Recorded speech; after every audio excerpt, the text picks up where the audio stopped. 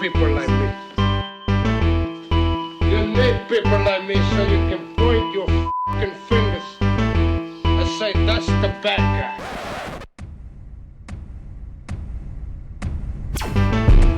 That's the bad guy. That's the bad guy. That's the bad guy. That's the bad guy.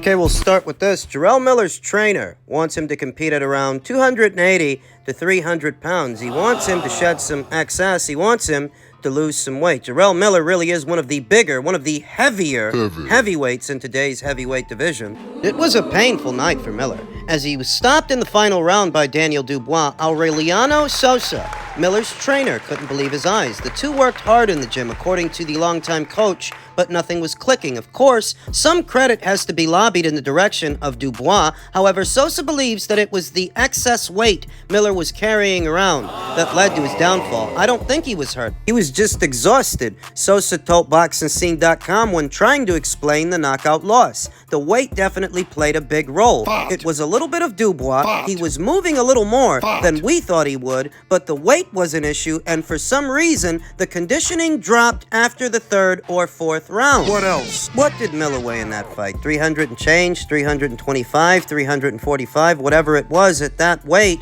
His weight isn't an issue so long as he's facing a certain caliber of fighter, a certain caliber of opponent. You could argue that Daniel Dubois for Jarrell was a step up in class. It was, in some ways, a better fighter than many of the fighters that he's fought so far. Perhaps all the fighters that he's fought so far, and time isn't exactly on Miller's side. He's 35 now. He's been busted for ped use in the past, and really isn't on the radar of any of the division's top names. Still, at one point, Miller was a talented prospect who threw punches from ubiquitous angles. His glory days took place when he was a big lighter on his feet, though. The goal for Team Miller is to get him to shed a few pounds. It won't be easy, but Sosa has set a goal that he wants Miller to get down to. The issue with Jarrell is the same thing that makes him such a difficult and physically imposing fighter to fight. The same thing that makes him those things is the same thing that limits how far he can go, puts a cap on him. Because at 3 and change, 325 or whatever it was, he has limited range of motion. He can't snap out his punches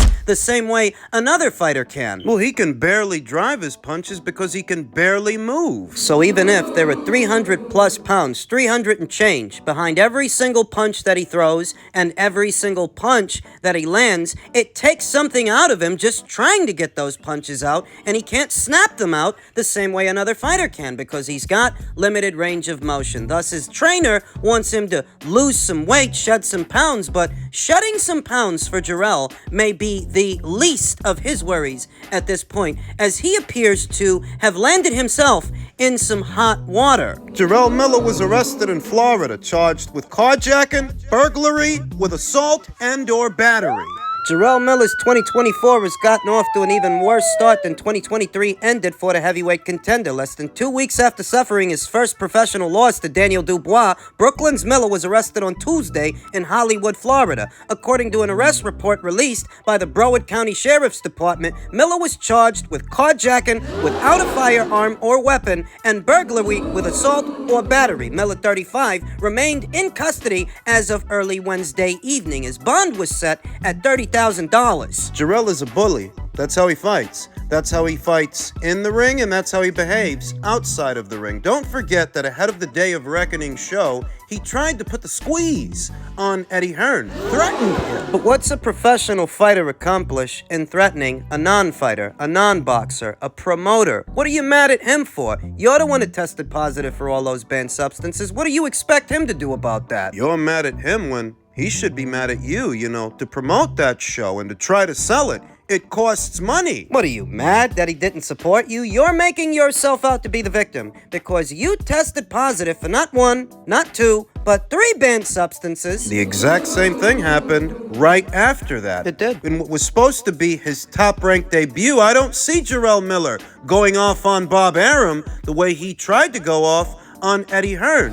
This guy's not right in the head. According to the website WSVN7, a television station in Miami, Miller stole a black Dodge Ram pickup truck from Hames Motors, a car dealership in Hollywood, Florida. The truck was recently repossessed by the dealership, but Miller, with assistance from an unidentified woman, grabbed the dealership employee from behind, threw him to the ground, and drove off in the truck. The woman, WSVN7 reported, told the employee she left her cell phone in the truck. When the employee retrieved the keys and brought her to the truck, Miller proceeded with what prosecutors called a planned attack during a court proceeding on Wednesday. The truck had a tracker installed in it, which led to police arresting Miller nearby. The guy's not right in the head. I don't think he is, because how could this have seemed a good idea to a full-grown adult who is cognizant of his actions and what could be the repercussions, what could be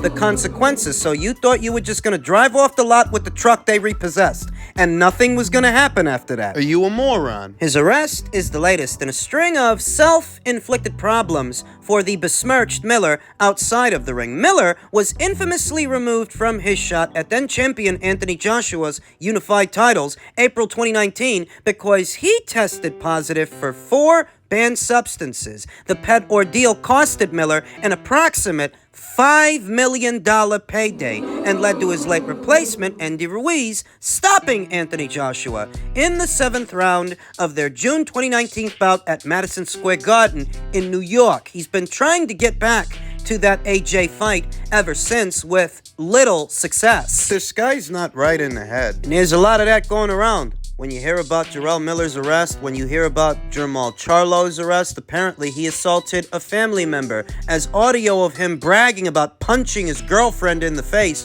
was leaked on social media. You ask yourself, how could this seem a good idea? Bragging about punching your girlfriend in the face. You're telling somebody this and you're talking about it. And how could Jarrell Miller's actions have seemed a good idea? What did you think was going to happen? How did you think this was going to end? It's degenerate behavior, scumbag behavior that is sometimes glorified in some circles. Degenerate behavior in mind. Maybe in your own mind you want to play the gangster. You want to be Luca Brasi with boxing gloves. But you're just a petty thug. And it's just degenerate behavior. Dysfunctional behavior. Like when Adrian Broner was terrorizing that Uber driver, or he got arrested for feeling up that girl at the mall, that sales girl. Full-grown men, full-grown adults acting like children, emotional and slaves to their emotions. So much so, they elicit almost no restraint and no regard for what repercussions, what consequences may follow. And it can't be justified. And don't say it's because he's a boxer. There's lots of boxers, and not all of them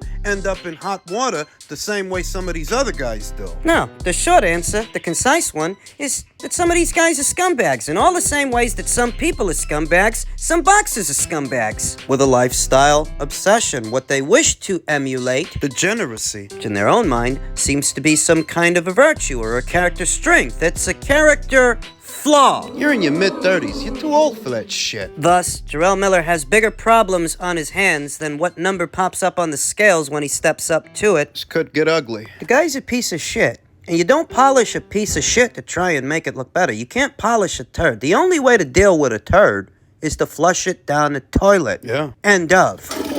In other news, former unified super lightweight world champion Jose Ramirez is rumored to be finalizing a promotional deal with Oscar De La Hoya's Goldenboy Promotions. Top Rank offered Ramirez $2 million to challenge Teofimo Lopez in February as part of a multi-fight offer. Ramirez declined. Top Rank then declined to match Goldenboy's offer. Whether or not this is a wise business decision all depends on how you look at it, because I think Ramirez, he would have lost to Teofimo Lopez if he took the $2 million and extended his contract with Top Rank, I think he would have lost that fight. That's a duck. It's definitely a duck. You'll get no arguments from me on that front, though whether or not it was a wise business decision, well, that's a different question, and that requires a different answer, because once again, I don't think Ramirez would have won that fight with Teofimo Lopez. Stylistically, Teofimo's counterpunching speed, angles, and movement would be all wrong for the very basic and crude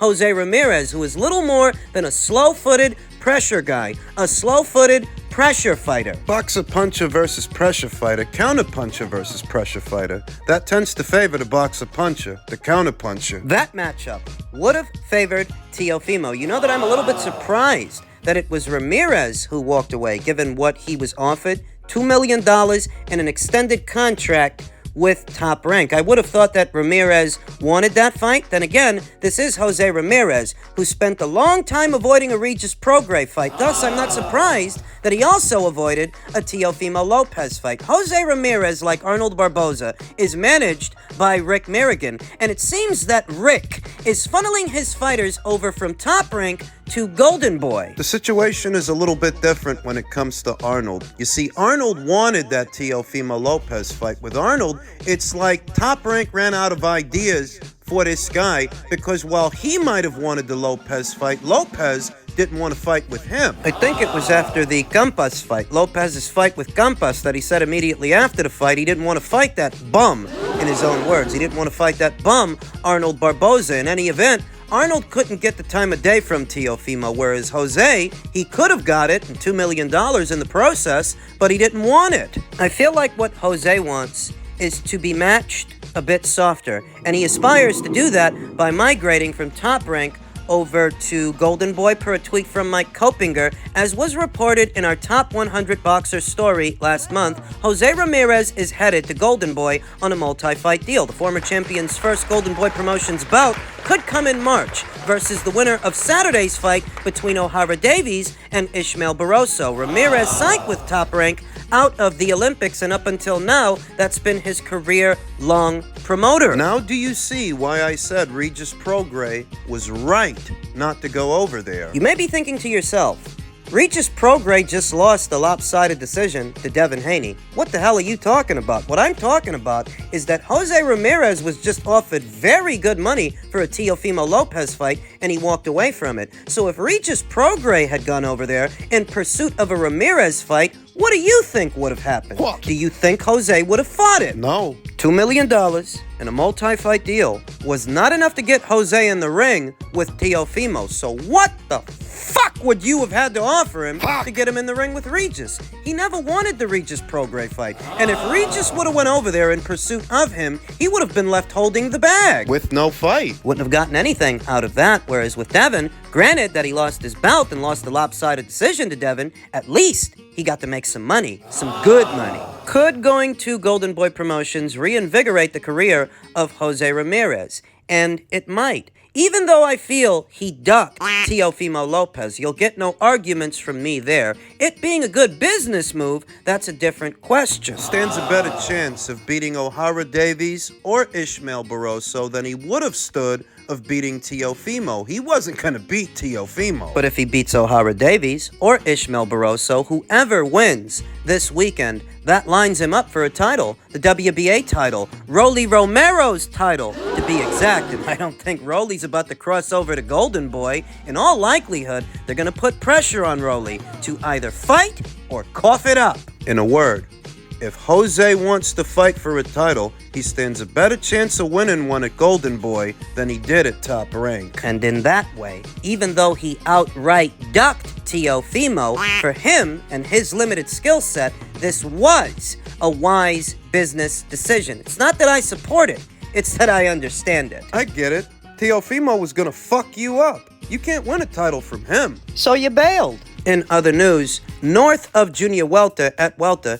Jarrell Ennis' trainer believes a fight with Mario Barrios will happen. Further indication that Jarrell Ennis, who is a network and promotional free agent at this time, may wash up on the shores of PBC Island. His words, while brazen, are like music to the ears of Bozy Ennis, Jarrell Ennis' father. Although nothing is concrete as of now, the famed trainer has a feeling that Barrios will be next up for his son. I think that fight is going to take effect, said Bozy during an interview with YSM Sports Media. That's a good fight. He's a good fighter. The last time someone wanted a piece of Ennis, it led to a monumental beating. Roman Villa was on top of the world. He was on a 7-fight winning streak and picked up the biggest victory of his career over a then unbeaten Rashidi Ellis. Then he ran into Jarrell Ennis, and Jarrell Ennis beat him like a drum. In truth, I think Jarrell Ennis would beat Mario Barrios like a drum. But if he did, what does it really do? What? What does it really mean? What is it that Bozy Ennis and Jarrell Ennis think is going to happen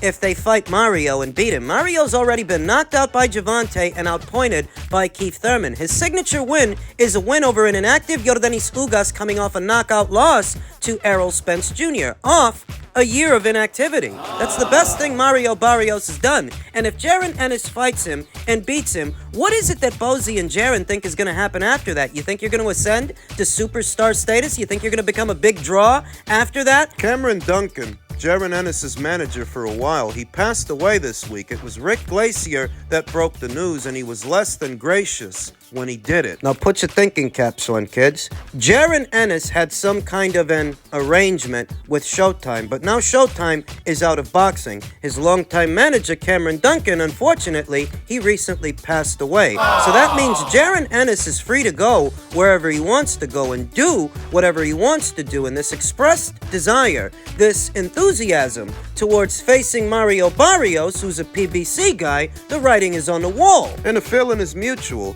Jarrell Ennis wants that fight, and apparently so does Mario Barrios and his team. They want to do it. They want to make it. But if they do, Jarrell Ennis is going to beat him like a drum. You ain't got to be Larry Merchant to Burt Sugar to know that. Jarrell Ennis beats him, but if he does beat him, what happens after that? And how long would it take the PBC to schedule him another fight? Because what Jarrell Ennis needs now, more than anything, is activity. Fight dates. He's not popular enough to fight once a year or just once or twice a year. Amazon is only giving him 12 to 14 fight dates, 6 or 7 of which I anticipate are going to be pay-per-views. Jarrell Ennis, in spite of having been recently elevated to full IBF champion or email champion, as the kids like to say, he's not popular enough to where his fights should be tucked away behind a paywall where less and less people are going to see him. What he needs more than anything right now is exposure and a regular schedule of fights. You're placing too much emphasis on what is supposed to be Mario Barrios' name